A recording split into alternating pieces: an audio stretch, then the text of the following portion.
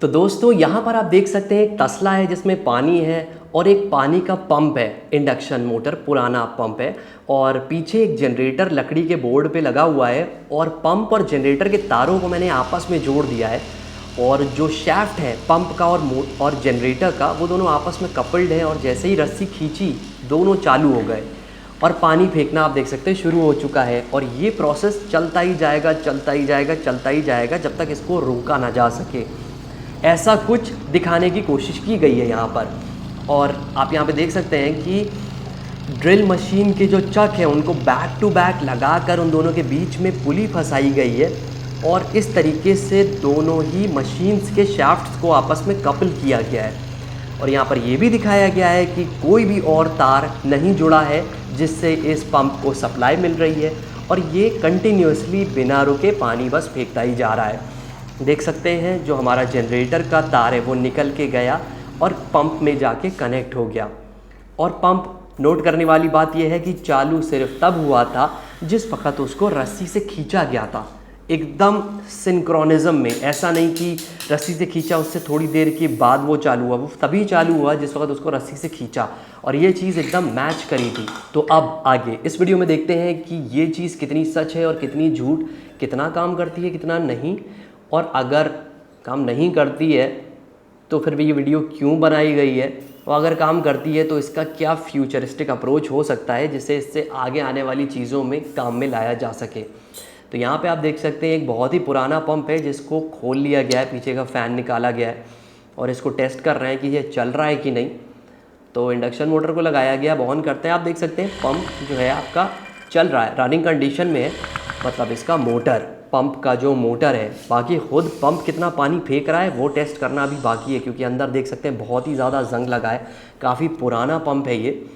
और एक बात और बता दूं, ये वीडियो मैंने ही बनाई है, अपने मिस्टर इलेक्ट्रॉन ऑल्टरनेटर चैनल पे डाली है और ये वीडियो एक दूसरी वीडियो के रेफरेंस पे डाली है मैंने। दूसरी वीडियो वो है जो किंग होममेड ने बनाई थी, करीब 1 महीना होने वाला है लगभग। और उसने बनाया था कि ऐसे ही एक पंप लिया था और एक जनरेटर लिया था और दोनों पंप और जनरेटर की शाफ्ट्स को कपल कर दिया था एक दूसरे के साथ। और एक बार जो उसको चला दिया है तो बिना बिजली के वो लिटरली पानी फेंकता ही जाएगा, फेंकता ही जाएगा और वो कभी भी नहीं रुकेगा। तो वही वाले को जो प्रोजेक्ट है उसे मैंने रेप्लिकेट करने की कोशिश की है। यहाँ पर आप देख सकते हैं इस पंप में जो इनलेट एंड आउटलेट के सॉकेट्स थे वो नहीं लगे थे, तो वो मैं यहाँ पर मैंने नए ख़रीदे हैं और मैं यहाँ पे लाके कनेक्ट कर रहा हूँ।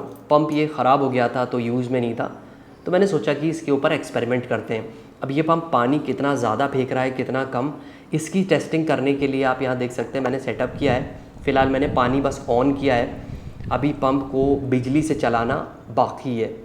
तो एक साइड पे तसला रख के मैंने पाइप डुबो दिया है और दूसरी साइड पे मैं इसको ऑन करूँगा और फिर पता चलेगा कि ये पानी फेंक रहा है कि नहीं। आप देख सकते हैं इसने पानी फेंकना शुरू कर दिया है लेकिन ये कम हो गया है क्योंकि पाइप सिकुड़ रहा है, दबा जा रहा है। तो कुछ मोटे तगड़े पाइप की ज़रूरत पड़ेगी जो कि कंप्रेस ना हो प्रेशर पड़ने पर। तो आप देख सकते हैं इस बार मैंने काफ़ी मोटा पाइप लिया है और इस वक्त मैं प्राइमिंग कर रहा हूँ पानी उसमें डालने की, पानी भर रहा हूँ पाइप के अंदर ताकि वो पंप के अंदर चला जाए और पंप सक्शन क्रिएट कर पाए। तो अब इसको ऑन करते हैं और फिर वेट करते हैं, देखते हैं क्या होता है। पंप ऑन हो चुका है, अब ये देख सकते हैं आप पानी पहले से काफ़ी ज़्यादा तेज़ आ रहा है। इससे ये पता चलता है कि जब भी आप इनलेट पाइप यूज़ करिए तो पाइप को ज़रूर मोटा यूज़ करिएगा, अदरवाइज़ वो कंप्रेस होकर श्रिंक हो जाएगा जिसकी वजह से इसका प्रेशर डाउन होगा। तो सक्शन जब ज़्यादा नहीं मिलेगा तो प्रेशर भी ज़्यादा नहीं क्रिएट होगा। तो अब यहाँ पे मैं क्या कर रहा हूँ, मैंने ड्रिल मशीन से पंप को कनेक्ट कर दिया है ये दिखाने के लिए कि अगर पंप को बाहरी किसी मशीन से चलाया जाए तो भी वो पानी फेंकेगा। ऑब्वियस सी बात है क्योंकि पंप को पानी फेंकने के लिए सिर्फ घूमने की ज़रूरत है, फ़र्क नहीं पड़ता कि कौन सी मशीन उसे घुमा रही है। इसीलिए पंप्स आजकल सोलर पंप्स भी होते हैं, DC AC सब तरीके के पंप्स होते हैं। अब यहाँ पे मैं आपको दिखा रहा हूँ वो जनरेटर जो कि मैंने इस्तेमाल किया था इस वीडियो में। यहाँ पे ये 100 वाट का बल्ब मैंने लिया है 220 वोल्ट का, उसे मैं इस जनरेटर को जला करके दिखाऊंगा। लाइक पहले जनरेटर को चलाऊंगा, उससे फिर बल्ब जलेगा तो आप जलता हुआ बल्ब देख सकते हैं। तो ड्रिल मशीन से मैं इस जनरेटर को ड्राइव करने वाला हूँ। ये मेरी ड्रिल मशीन चल रही है, आप देख सकते हैं कि बल्ब काफ़ी तेज़ ग्लो कर रहा है। अब फुल पे एक बार फिर से चला के देखते हैं। आप देख सकते हैं ब्राइटनेस काफ़ी ज़्यादा है पहले से। तो इस तरीके से ये जनरेटर काम कर रहा है। अब इस जनरेटर को उसी पंप के साथ कपल करने का प्लान है और फिर देखते हैं कि किस तरीके से ये मशीन काम करेगी भी कि नहीं करेगी। अब आगे मैं और डिले नहीं करना चाहता, ट्रूथ के लिए मैं आप लोगों को बता दूं, ये वीडियो जो मैंने बनाई है फेक है, प्लस जो किंग होममेड ने अपने चैनल पे डाली थी जनरेटर से पंप को चलाना और उससे इनफाइनाइटली पानी फेंकते ही चला जाना, वो भी सुपर फेक है। और उस फेक वीडियो को क्रिएट करने के लिए वो बंदा किस एक्सटेंट तक चला गया आप सोच भी नहीं सकते। उसने सारी चीज़ों को दिखाया, हर एंगल से दिखाया कि कहीं से भी उसने इलेक्ट्रिसिटी के लिए पाइप, एडिशनल पाइप नहीं कनेक्ट किया है। तो फिर बिजली कैसे मिल रही है उस पंप को? जो शो ऑफ किया है उसने कि जनरेटर आपका इतना इलेक्ट्रिसिटी प्रोड्यूस कर रहा है कि उससे आपका पंप भी ड्राइव हो रहा है, एंड उसके बाद भी उसमें कुछ ना कुछ बच रहा है कि वो सर्कुलेट होके सेटअप पूरा कंटिन्यू कर रहा है और वो स्लो डाउन भी नहीं हो रहा है। और पंप से जो पानी खींचने का सक्शन एंड थ्रो का प्रेशर है वो एक्सेलेंट है, काफ़ी ज़्यादा आ रहा है। तो ऐसा कैसे हो रहा है? सबसे पहले मैं आप लोगों को बता दूं कि प्रूफ के लिए इसने क्या किया है कि इसने एक सीमेंटेड फर्श का इस्तेमाल किया है, क्योंकि इसकी पिछली वीडियोस को जो मैंने एक्सपोज किया था उसमें मैंने जो बात कही थी वो ये थी कि कच्ची मिट्टी पे जाहिर सी बात है कि गड्ढा खोद करके तार को छुपाया जा सकता है, और उसके बाद उसके ऊपर लकड़ी का बोर्ड रखें या जो भी बोर्ड रखें, आप उसमें तार को छुपा करके डायरेक्टली बिजली से ऑपरेट करा सकते हैं। तो इसने क्या किया है, इसने पहले जो है सीमेंटेड पुल बनाया है। सीमेंटेड पुल बनाने के टाइम पर ही इसने 2 मेटल रॉड्स डाले हैं ऐसी पोजीशनिंग पे जहाँ पर इसने जो स्टूल बनाया था, स्टूल के ऊपर इसने अपना मोटर और जनरेटर पंप और जनरेटर का सेटअप रखा था। तो उस स्टूल के लेग्स के अलाइनमेंट के हिसाब से इसने उन रॉड्स को डाला है ताकि इलेक्ट्रिसिटी इलेक्ट्रिसिटी उन रॉड्स के थ्रू आपकी जो स्टूल के लेग्स हैं उन तक पहुँचे, और स्टूल के लेग्स के थ्रू हिडन वायर के होते हुए वो आपके पंप तक पहुँचे। याद रखिए मैं आपसे पंप बोल रहा हूँ, मैं जनरेटर नहीं बोल रहा हूँ, क्योंकि इलेक्ट्रिसिटी आपकी पंप को ही दी गई है, जनरेटर को नहीं दी गई है। वो बाकी सारी चीज़ें दिखावा हैं, अंदर से तार आया हुआ है, वो पंप को दिया गया है। अब एक दूसरी चीज़ के ऊपर आते हैं कि यहाँ पर एक चीज़ जो मैंने करके दिखाई, वही जो उसने करी थी सेम मैंने वही डिट्टो वही की, कि कैसे जब रस्सी को खींचा तभी पंप क्यों चालू हुआ, तभी क्यों वो ऑन हुआ, पहले क्यों नहीं ऑन हो गया? क्योंकि उससे पहले जब उसने तारों को डिस्कनेक्ट किया था, फॉर एग्ज़ाम्पल जो आपका जनरेटर है और आपका पंप है, जब उसके दोनों तारों को आपस में जोड़ा जाएगा, उसके बाद जब रस्सी खींची जाएगी तो आपका ये पूरा सेटअप कंटिन्यूसली काम करेगा। लेकिन जब उन दोनों तारों को आपस में नहीं जोड़ा जाएगा और उसके बाद जब रस्सी खींची जाएगी तो ये सेटअप काम नहीं करेगा। इसके ऊपर एक छोटी सी ट्रिक लगाई गई थी। जो आपका पंप है, पंप के ऊपर 2 तरीके की वाइंडिंग होती है, एक रनिंग वाइंडिंग होती है और एक स्टार्टिंग वाइंडिंग होती है। स्टार्टिंग वाइंडिंग आपकी थोड़ा सा फेज डिफरेंस क्रिएट करती है, और मैं ज़्यादा टेक्निकल डिटेल्स में नहीं जाने वाला ताकि हर कोई समझ पाए। तो वो काम कैपेसिटर की मदद से, कंडेंसर की मदद से होता है, ठीक है। अब कंडेंसर को अगर इस रास्ते से हटा दिया जाए तो क्या होगा? आप पंप को बिजली की सप्लाई देंगे, पंप ऑन नहीं होगा, सिर्फ वो घूं घूं वाइब्रेशन का काम करेगा, वो ऑन नहीं होगा। इस केस में अब अगर हाथ से या किसी और एक्सटर्नल फोर्स से उस पंप को घुमा दिया जाए तो वह पंप ऑन हो जाएगा। और ये चीज़ आप लोगों ने अपनी ज़िंदगी में ज़रूर देखी होगी। बहुत बार ऐसा होता है कि घर के जो पंखे होते हैं उसमें कंडेंसर ख़राब हो जाता है, तो उस केस में क्या किया जाता है, आप किसी एक्सटर्नल फोर्स डंडे से पंखे को मारेंगे तो पंखा चालू हो जाता है।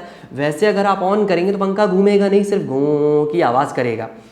यही चीज़ का काम इसमें किया गया है कि देखिए बिना तार लगाए उसको घुमा रहे हैं तो नहीं चल रहा है, लेकिन अगर उसको तार लगा के घुमा रहे हैं, मतलब रस्सी से खींच रहे हैं या ड्रिल मशीन से घुमा रहे हैं, तो वो चल रहा है। जो जनरेटर है सप्लाई वहाँ से आकर के आपकी पंप में गई है, तो जब दोनों प्लग्स आपस में जुड़े ही नहीं होंगे तो आपके पंप को सप्लाई मिलेगी ही नहीं। तो जब आप उसको रस्सी से खींचे या ड्रिल मशीन से उसको घुमाएं वो ऑन नहीं होगा। लेकिन एक बार आपने तारों को जोड़ दिया जनरेटर के तार को पंप के तार से जोड़ दिया तो पंप को बिजली की सप्लाई मिल चुकी है अब। और इस वजह से अब जब आप उसे रस्सी से घुमाकर खींचेंगे तो इस पंप को रोटेशन मिल जाएगा और उस रोटेशन की मदद से स्टार्टिंग वाइंडिंग की अब ज़रूरत नहीं रह जाएगी और आपका पंप ऑन हो जाएगा। तो काम क्या किया गया है, सिर्फ कंडेंसर को काट दिया गया है। लेकिन मेरी वीडियो में आप देखेंगे कि कंडेंसर लगा हुआ है, मैंने कोई कट नहीं किया है। मैंने बहुत ही चालाकी से, कंडेंसर में 2 तार होते हैं तो एक तार को काट कर उसको पीछे कर दिया है, तो वो कट एरिया आप देख नहीं पा रहे हैं क्योंकि वीडियो थोड़ी सी दूर से रिकॉर्ड हो रही है, एकदम जूम करके तो मैं दिखा नहीं रहा हूँ। तो उस कट एंगल को कोई नहीं देख सकता, कट पॉइंट को कोई नहीं देख सकता। लग रहा है कैपेसिटर कंडेंसर कनेक्टेड है, लेकिन वो एक्चुअल में एक भी तार उसका डिस्कनेक्ट हो गया तो वो डिस्कनेक्टेड है। अब उसके बाद अगर इस पंप को चलाना है तो रस्सी से या किसी एक्सटर्नल फोर्स से उसको घुमा कर खींच कर ही चलाना पड़ेगा। अब चाहे तो आप हाथ से हल्के से ऐसे कर दीजिए या फिर आप रस्सी से घुमा के खींच लीजिए एक्सटर्नल, या फिर आप ड्रिल मशीन से लगा कर उसको चला दीजिए, वो आपका काम करना शुरू हो जाएगा।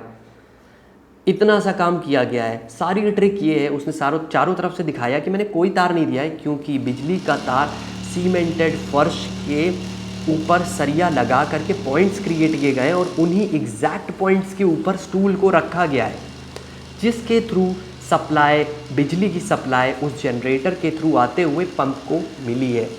इसका एक बहुत बड़ा सबूत मैं आपको बता दूं कि जिस पॉइंट पे उसने वो जनरेटर का स्टूल ला करके, पंप जनरेटर का स्टूल ला करके उसने फर्श पर रखा था, फ़ौरन ही एक कट फ्रेम आया था और उसकी पोजीशन स्टूल की थोड़ी सी चेंज हुई थी। क्योंकि इतना बारीक अलाइनमेंट है तो उसे वो चेंज करना ही पड़ा था। तो तार कहीं से नहीं आया है क्योंकि वो सीमेंटेड फर्श के नीचे से आया है और इस तरीके से आपके पंप को सप्लाई मिली और आपका पंप एक्चुअल में जो दिख नहीं रहा है आपको, वो इलेक्ट्रिसिटी लेते ही जा रहा है और पानी फेंकते ही जा रहा है। अच्छा, मैंने ये बता दिया, मैं आपको बता दूं मैंने यहाँ पे क्या किया है।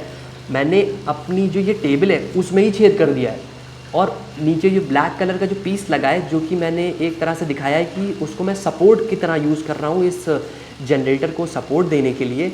उसके अंदर से तार आया हुआ है और हाइड करके मैंने कैसे भी यहाँ पे लगाया है। हाइड करने में काफ़ी एफर्ट लगता है, काफ़ी सोचना भी पड़ता है कि मैं ये काम कैसे करूँ। एक बात और आपको बता दूँ, फ्री एनर्जी का इस्तेमाल अब ये लोग नहीं कर रहे हैं। इस वीडियो में जो इस्तेमाल किया गया है, टाइटल का नाम है फ्री पंप। 6 लाख से ज़्यादा लोग जहाँ तक है इस वीडियो को देख चुके हैं। अब मेरी वीडियो इतनी ज़्यादा हिट ये वाली नहीं गई, अराउंड 11,000 लोगों ने अभी तक के देखा है, sorry 12,000 mister electron alternator channel पे, क्योंकि ये एक्सपोज करने वाला जो कंटेंट है ये मैंने अभी रिसेंटली ही डालना शुरू किया है और ये बंदा ये काम जो है काफ़ी पहले से कर रहा है। तो दोस्तों आज के लिए इतना ही, मिलते हैं अगले वीडियो में। Bye bye.